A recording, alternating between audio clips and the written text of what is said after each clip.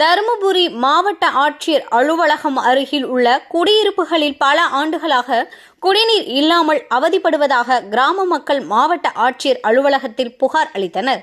தருமபுரி மாவட்டம் ஆட்சியர் அலுவலகம் அருகில் உள்ள இலக்கியம்பட்டி நேதாஜி நகரில் 50க்கும் மேற்பட்ட குடும்பத்தினர் வசித்து வருகின்றனர்.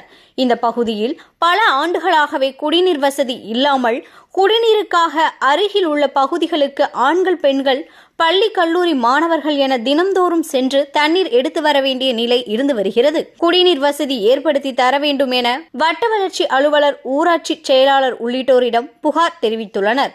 ஆனால் இந்த பகுதி மக்கள் குடிநீர் தேவையை பூர்த்தி செய்ய நடவடிக்கை எடுக்கவில்லை. இதனைத் தொடர்ந்து நேதாஜி நகர் மக்கள் மாவட்ட ஆட்சியர் அலுவலகத்தில் குடிநீர் வசதியை ஏற்படுத்தி தர வலியுறுத்தி மனு அளித்தனர். மேலும் மாவட்ட ஆட்சியர் அலுவலகம் அமைந்துள்ள ஊராட்சியில் குடியிருக்கும் தங்கள் பகுதிக்கு பல ஆண்டுகளாகவே குடிநீர் வசதி செய்து தரவில்லை. உடனடியாக குடிநீர் வசதியை ஏற்படுத்தி நடவடிக்கை எடுக்க வேண்டும் என தெரிவித்தனர்.